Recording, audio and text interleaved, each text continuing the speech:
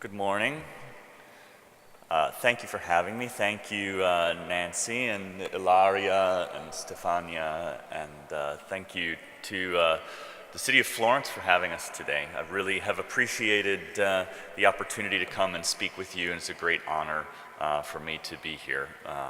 Again, my name is Robert Stein. I am the Deputy Director of the Dallas Museum of Art, where I've been for about 2 years. And I wanted to come and talk to you a little bit this morning about ways that we are thinking about the interface between cultural heritage, the use of technology, and the ways in which museums can be more effective in leveraging that for our publics.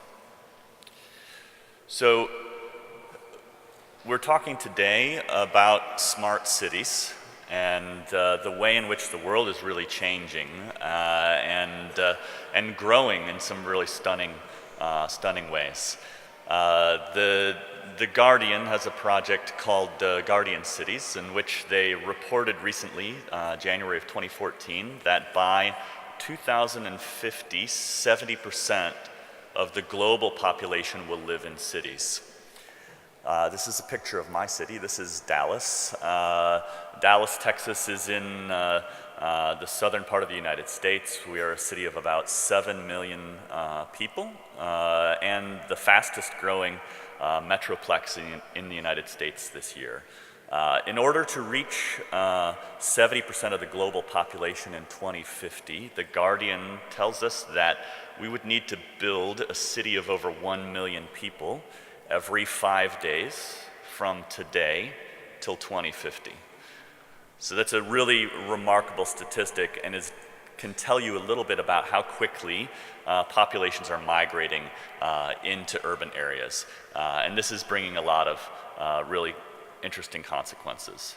So, of course, we're talking about how cities get smart. And I thought it would be really useful for us to think about the factors that are driving that. One is, of course, population change, but what is it that is causing an interest in smart cities, and what is the role that cultural heritage can really play in advocating for that? Of course, technology is changing our cities all around us. We see that. I think many of us are on our Wi-Fi connections right now, and I feel my phone in my pocket buzzing as people are using Twitter and various things to talk about this conference. But technology is also changing culture. It's changing the way we experience culture. It's changing our patterns of visiting and appreciating it, and it's changing the way in which we interact and interface with each other. Technology is, of course, accelerating the pace of discovery. We have the ability to know things and to know them in ways that we have not been able to do before. The flow of information is very fluid today, and I think, you know, we sit around at dinner and we have an interesting conversation. If we have a question, the very first thing we do is search Google or some other place to get an answer. So technology is certainly accelerating that. This is an image of the United States Patent Office in 1930. But if you think about the proliferation of patent and invention between 1930 and today, it's really obvious that the advent of especially digital technologies have accelerated our ability to innovate. I think a lot of what is driving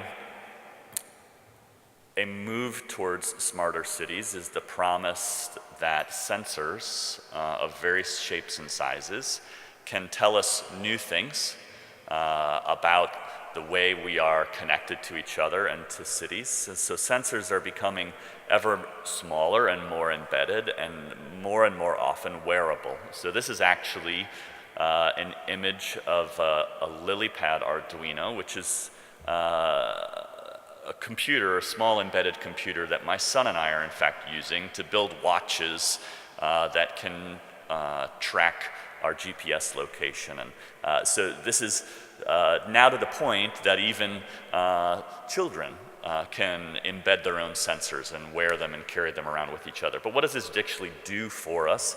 And what does this mean for the ways that cities are evolving? I think we can see a lot of promise in what smart cities will hold for us, especially as more and more of us are inhabiting them and living them.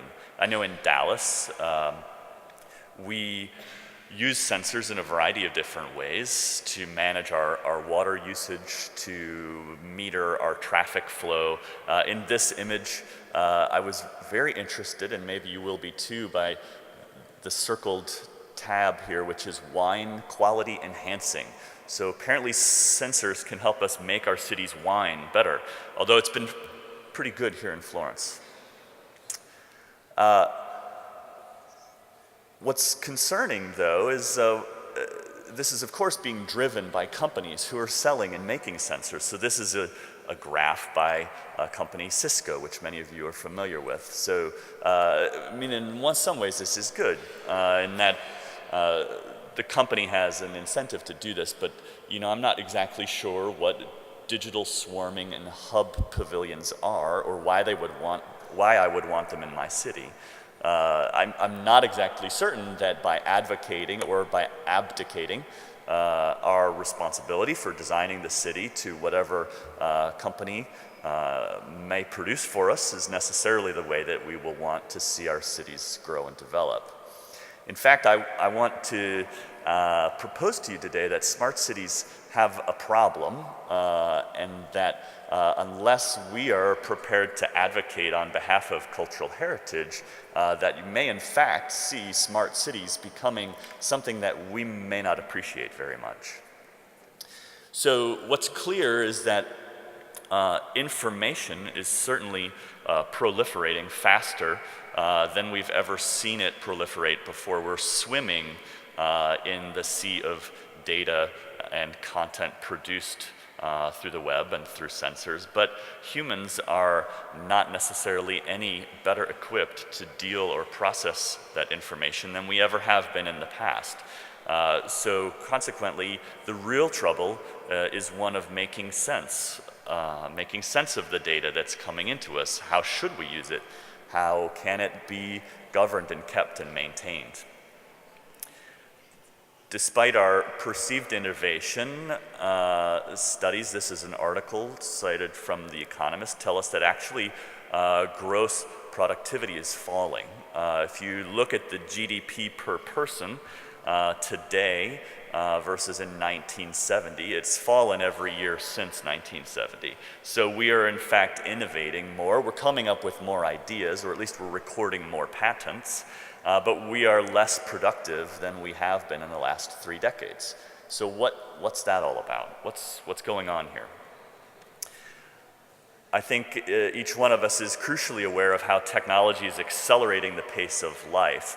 I remember having my first email account and how it had such great promise for me that it was easy to talk to my friends across the country, and I don't have very good handwriting, and so it was really appealing to be able to send notes and letters.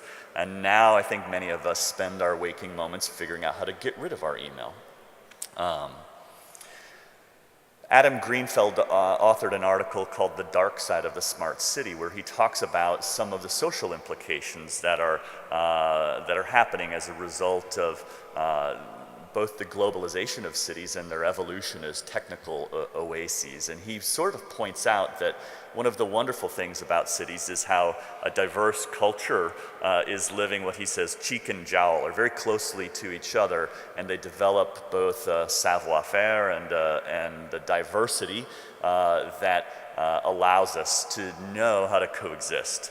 And what his assertion is here is that technology, or the proliferation of smart cities, is actually insulating us from each other and allowing us to create a very individualized experience with a city that he would say is not a positive result.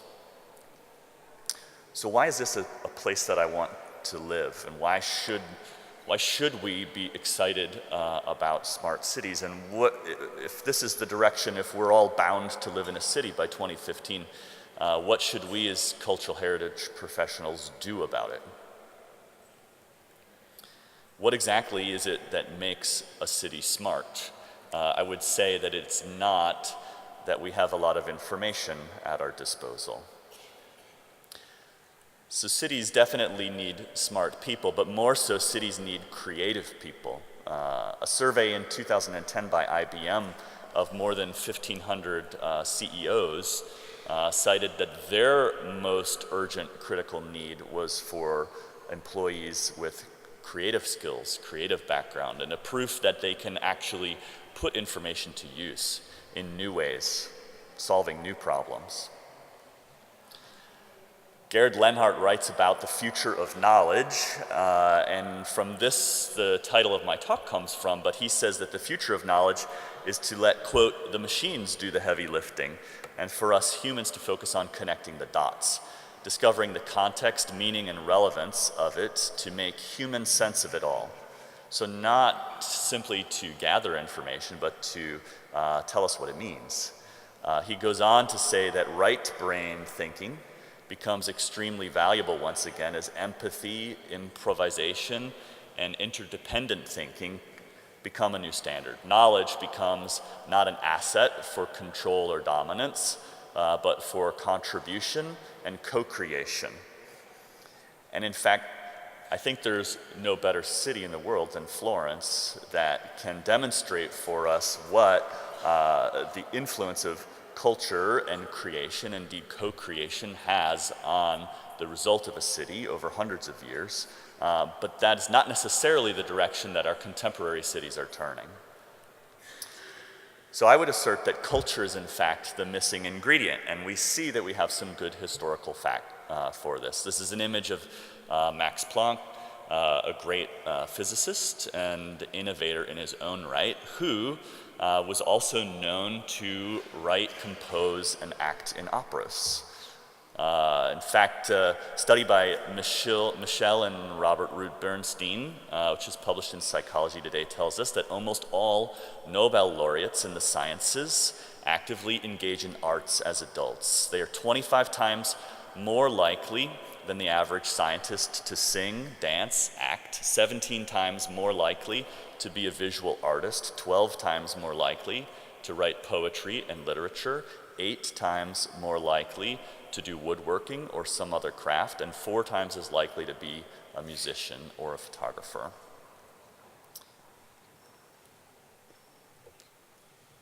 And clicker, there we go.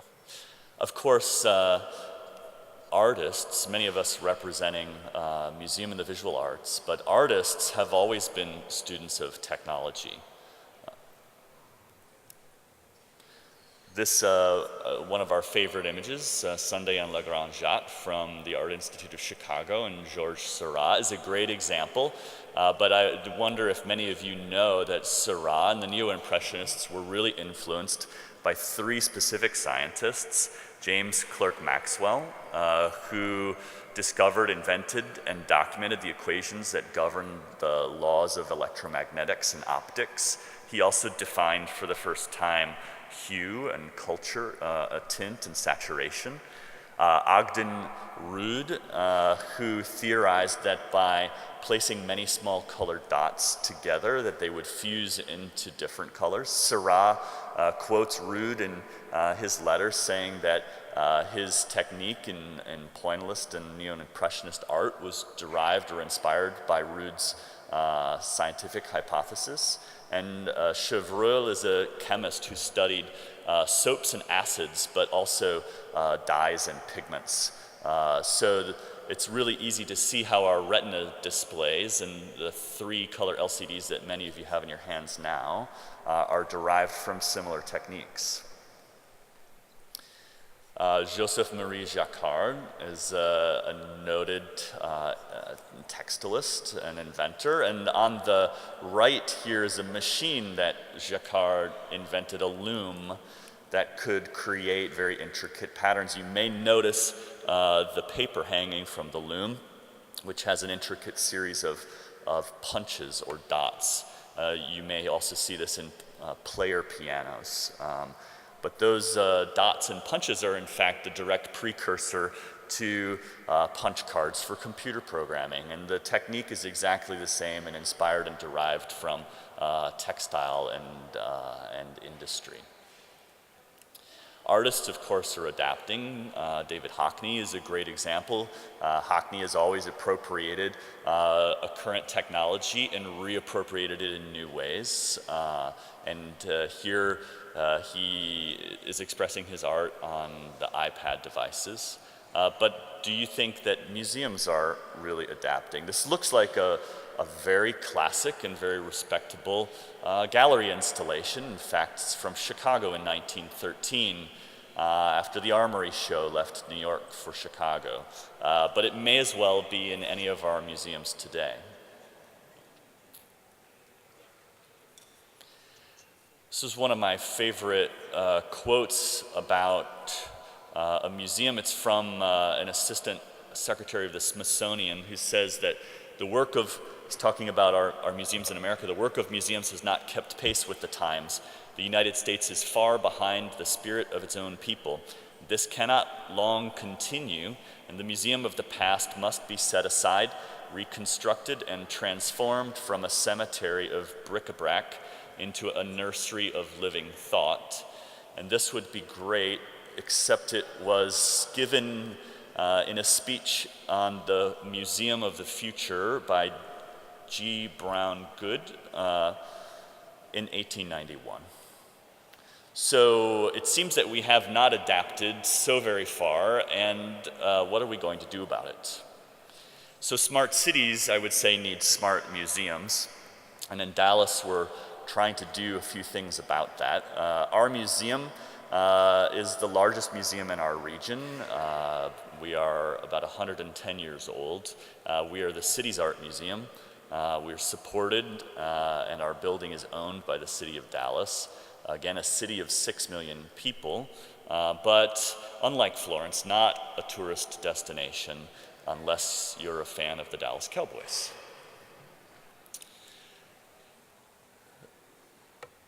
So Dallas has between 6.5 and 7 million people, and the Dallas Museum of Art has had a 10-year average visitation of 500,000 individuals. I told you earlier that the city is growing faster than any other city in America, but that attendance of the museum has remained flat, which means that what we have here is 8% of the population is visiting, but in fact that's a declining 8%.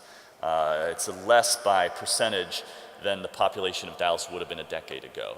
So does that tell me that in fact our museum is having less impact? What is the purpose of a visual art museum in a city like Dallas, if not to offer creativity and inspiration to the public? So we're doing a few things to change that. We're studying what it means to have engagement with art in the first place. And then, of course, between two people, engagement is very straightforward.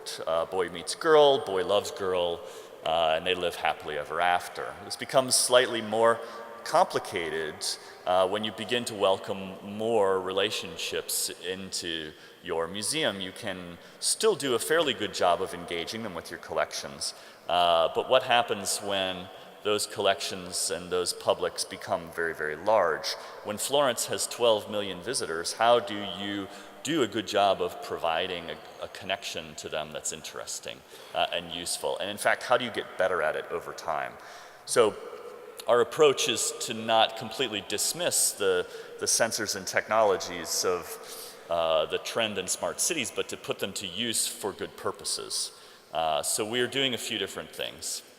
We're trying to get beyond the anecdotal evidence that we hear all the time. You stand in the galleries and it's very easy for someone to tell a story to you about how connected they've been to the art in your museum or to the content that you're presenting to them, but anecdotes are not enough to be measured and can't be acted upon at scale. So the real trick is, how do you measure the things that you can't see? How do you measure inspiration? How do you measure a connection to a cultural past? How do you measure the relationships that form around works of art? And can data in some way help museums to be more agile and responsive to the needs of their community? And how do we get better over time?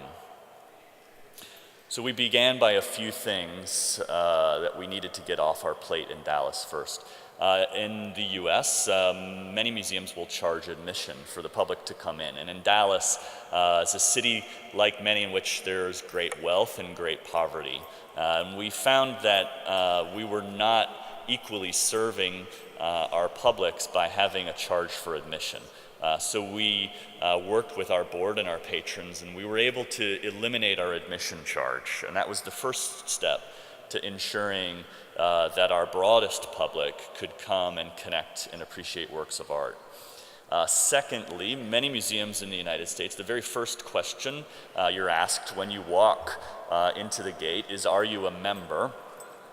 Which is wonderful unless you were concerned that the museum was for the elite and you all of a sudden feel as though you've entered a country club and that you don't belong. And so what we would like is to build relationships with our public in which they do feel that they belong and they feel that they have as much ownership over the art and culture in the museum as the very elite of the city do as well. So we initiated a program called DMA Friends, which is free to anyone in the city to join. You do have to arrive at the museum to join. It's intended to be a digital guide, a menu of sorts that would allow you to explore a variety of things to do in the museum.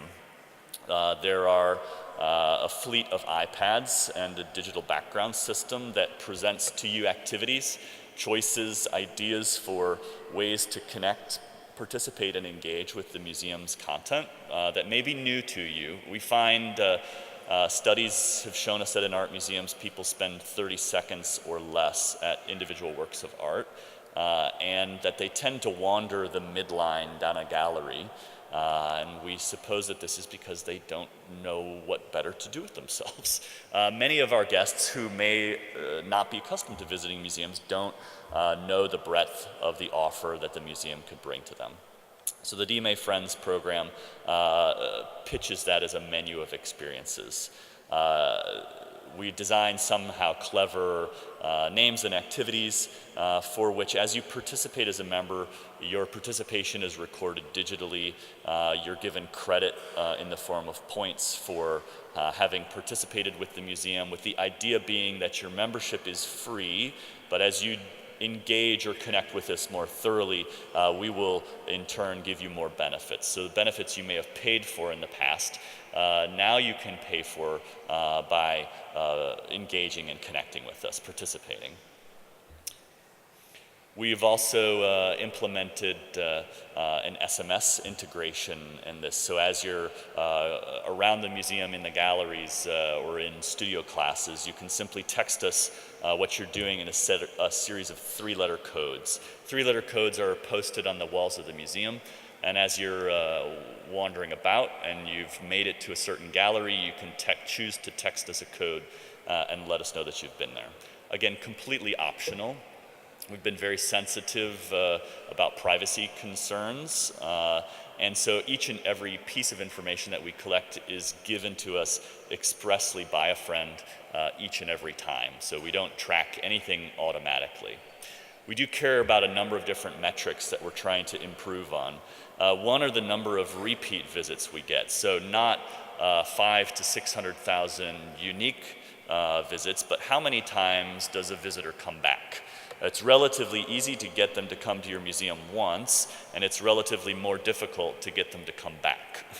So generally someone will only come back if they valued the experience the first time. So what would happen if we could grow audiences where dozens, hundreds, or thousands of individuals are coming back dozens of times in a year? We think that that is a much more important result. We are working to diversify the participation both of our audiences and the ways in which they connect to the museum. We have an encyclopedic collection in Dallas. Many of those collections or objects are unfamiliar to our public. We have deep holdings in Indonesian art and African art. as well as European and American art, which may be more familiar. So the diversity of participation in the museum is important to us. We think that if we're doing a good job connecting with our publics, that we ought to be able to see evidence of increased affinity either for the museum itself or for art and visual culture over time, but only if we can uniquely identify a person, not abstractly a clicker through a door.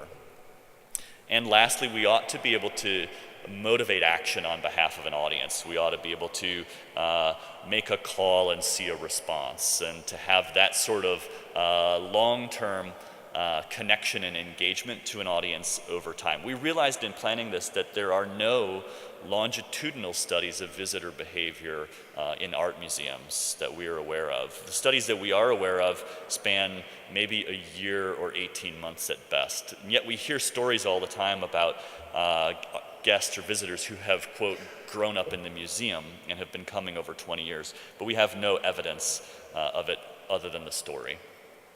So we launched about a year ago. We had 650 people join on our first day. And as of last week, inside of a year, we've had over 51,000 people from Dallas join.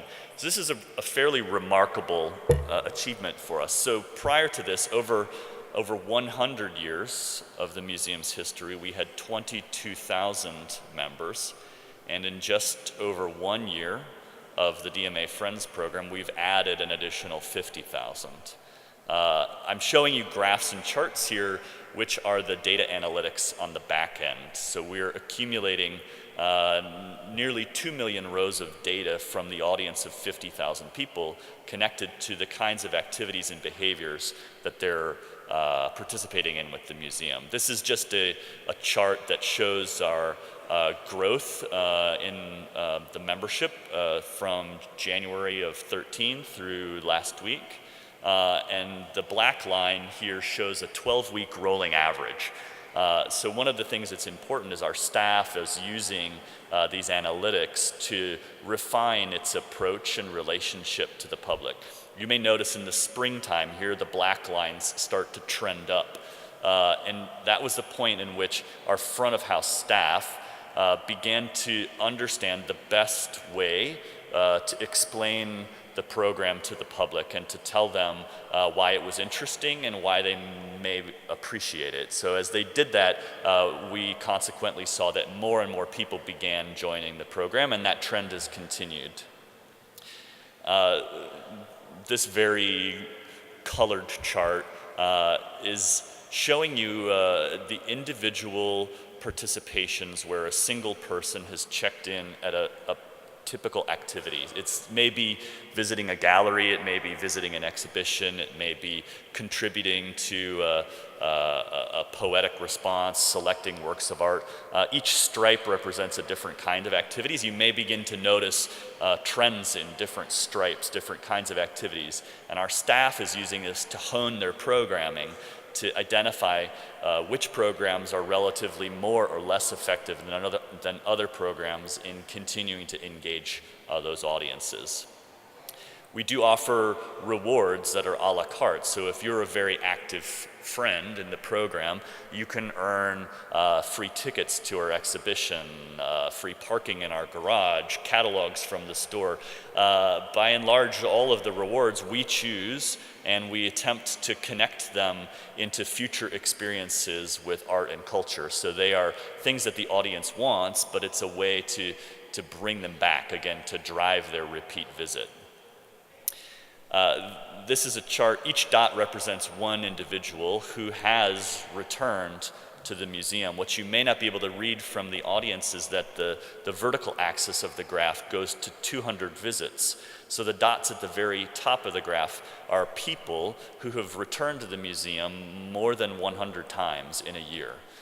Every dot on this chart has returned more than once, and most have been back 5 to 10 times. So that's a really remarkable result for us, and we think that we can double or triple this in the immediate next year.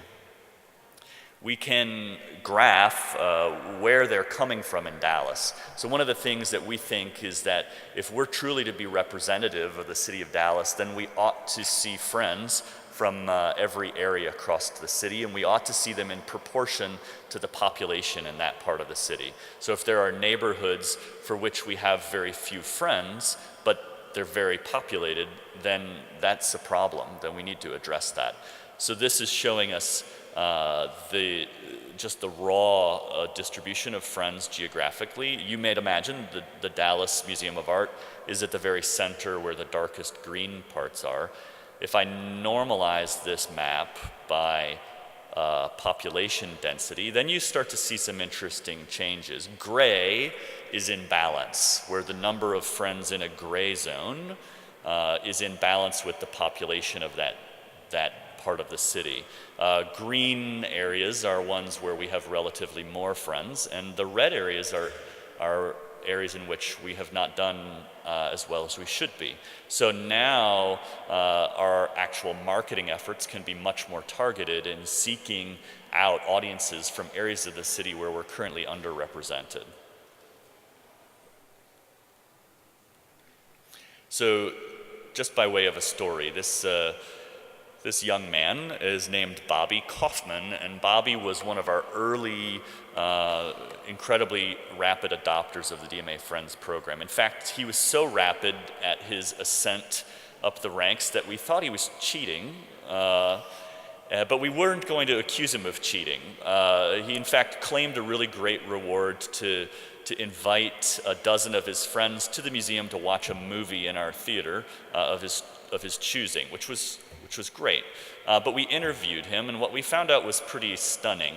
It turns out that Bobby had lived in Dallas, grown up there, but didn't usually come to the museum until we returned to free admission.